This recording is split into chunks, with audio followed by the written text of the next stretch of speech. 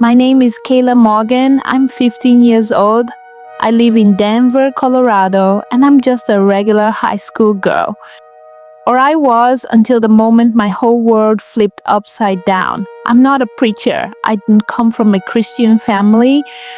Honestly, I used to think church was boring. I believed in God the way people believe in gravity. You know, it's there, but you don't really think about it much. Most of my life revolved around social media, TikTok, Instagram, Snapchat. I lived online more than I lived in my own skin, but something happened to me that I can't keep to myself. I have to tell this story because I saw Jesus with my own eyes. I heard his voice, and what he told me, especially about social media and this generation, was so terrifying, so real. I can't stay silent. It was a Friday afternoon. I was in my bedroom, scrolling through TikTok as usual. Nothing unusual. I was watching a dance trend when my chest suddenly got tight, like something was squeezing my lungs. I stood up, confused, and everything started spinning. I collapsed. I didn't even have time to call for help. At first, I thought I was dreaming, but then I opened my eyes and I wasn't in my room anymore. I was floating. The space around me was dark, but I felt like I was moving through a tunnel. It wasn't peaceful. It was cold, heavy, like I was being pulled somewhere. Then, light. A blinding, radiant light began to shine ahead. I couldn't look at it directly, but I felt drawn toward it. My heart raced, not in fear, but something else. Awe. As I got closer, I saw him, Jesus. He stood at the end of the tunnel. He wore white, but it glowed with a golden warmth I can't explain. His eyes, they weren't just eyes, they saw me. Not just my face, but my soul, every part of me. And he didn't look away. Kayla, he said. His voice was soft but thunderous at the same time, like it carried all truth. You are not dead yet, but I brought you here to show you what you must tell the world. I couldn't speak. My mind was overwhelmed. Then he reached out his hand. Suddenly, the scene around us changed. I was no longer in that heavenly place. He took me to a dark room, like a theater, and showed me something horrifying. It was our generation, teenagers, kids, thousands of them, all holding phones. Their faces were glowing not from joy, but from the screen's light. Their eyes looked empty, lost, controlled. They weren't just watching something, they were being watched. Jesus pointed to them and said, "This is the generation enslaved to illusion. They believe they are free, but they are chained by their own desires." I looked closer. I saw myself in the crowd. Me, posting selfies, watching influencers, crying when I didn't get enough likes. I saw all my wasted hours, how I ignored my family, how I rejected truth because it didn't make me popular. Then Jesus showed me something even more terrifying. The screen each person held was like a mirror, reflecting their worst thoughts back at them. In some, I saw hatred, envy, lust. In others, self-harm, pride, addiction. And behind every screen, there were demonic figures whispering, twisting truth, feeding lies. They call it social media, Jesus said, but it has made them lonelier than ever. Tears ran down my face. Lord, I didn't know. He looked at me with love, but also sorrow. I do not condemn you, Kayla. I love you, but you must return and warn them.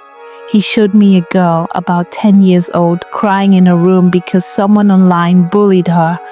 She was thinking of ending her life. I screamed, "No, stop her!" Jesus said, "You still have time. Use your voice for me." Then I asked him, "But why me? Why choose me?" He said, "Because you were lost too, and now you've seen, and those who have seen must speak." He reached out and his hand touched my forehead. "You must return now." I gasped for air. Back in my room, on the floor, my mom screamed when she saw me move. They had already called 911. Paramedics were coming and I was barely breathing, but I knew what I saw was real. I'm telling you, I'm not the same girl I used to be. I don't scroll mindlessly anymore. I don't care about likes. I care about souls. Jesus is real. He's watching, and what we do online, He sees it, but He also offers grace, mercy, a way out. And He's asking us to unplug from the noise and listen to His voice. After I woke up from what doctors called a brief cardiac arrest, I tried to explain what happened, but no one believed me, not at first. My mom cried and hugged me. My dad just stood there, silent. When I told them about Jesus and what He showed me, they exchanged nervous looks. Maybe it was a dream, Mom said softly.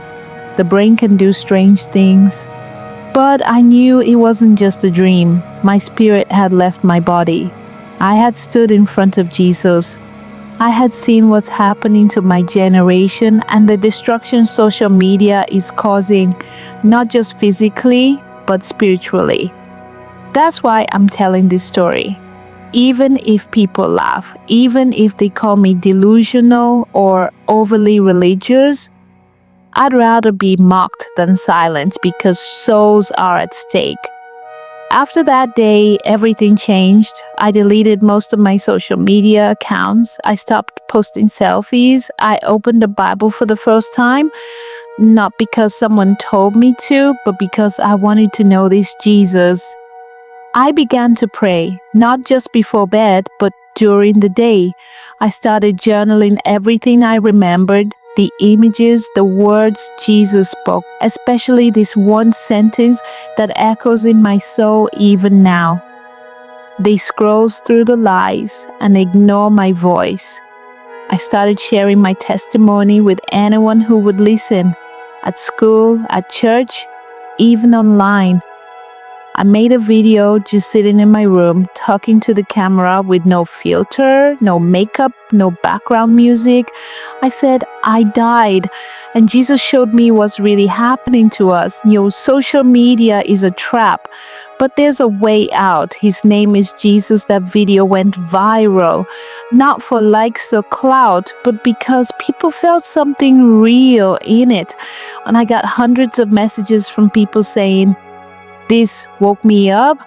Others said, I had a similar experience but was too afraid to speak. But not everyone was supportive. Some classmates mocked me. They made a TikTok duet with clips of my video and laughing emojis. One said, girl had a dream and thinks she's a prophet now. Others told me, you're being dramatic. Social media isn't evil. It's just entertainment. Even some Christians were skeptical. A youth leader told me, be careful not to be too mystical, Kayla. People might misunderstand, but I don't care what people think. I know what I saw. I saw the demons behind the screens. I saw the emptiness in our eyes as we chased fake happiness. I saw the chains. I saw the darkness pretending to be light. But I also saw the answer. His name is Jesus Christ. A few weeks after my experience, something amazing happened. A girl named Maya from my school, she had always looked so perfect online, reached out to me in secret. She said, Kayla, I watched your video. I haven't told anyone this, but I tried to overdose last year. No one knows. I smile online, but inside I'm empty. Your story felt like God was speaking straight to me. We met up at a park and I prayed with her.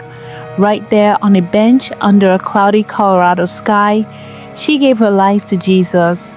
She deleted TikTok the same day. That's when I realized something. Jesus didn't show me those things just to scare me. He showed me because He loves us too much to leave us lost. He's calling us, me, you, everyone, to wake up and return to Him. If you're reading or listening to this right now, let me ask you something. When was the last time you truly felt peace after scrolling? Do you feel seen, loved, free? Or do you feel anxious, never enough, addicted to attention that disappears in 24 hours? Jesus isn't calling you to be perfect. He's calling you to be His, to leave behind the noise and walk in His truth. I still use technology.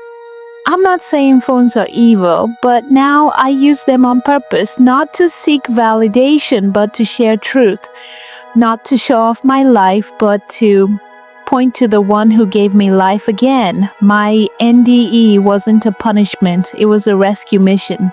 Jesus reached into my darkness and brought me back, not just to live, but to warn, to witness, and to love people out of the lie. So please, if you're still caught in the scroll, if you feel your soul growing numb, stop. Put down the phone, open your Bible, say His name, Jesus. He's real, He's kind, and He's waiting. I'm still just 15, I'm not special. But Jesus chose to show me something that changed my life. And I believe He let me die, not to punish me, but so I could wake up and help wake others up. So here I am, not perfect, not popular, but alive and willing, because one moment in His presence is worth more than a lifetime of likes. And because the truth is, Jesus is coming soon. And He wants your heart, not your highlight reel.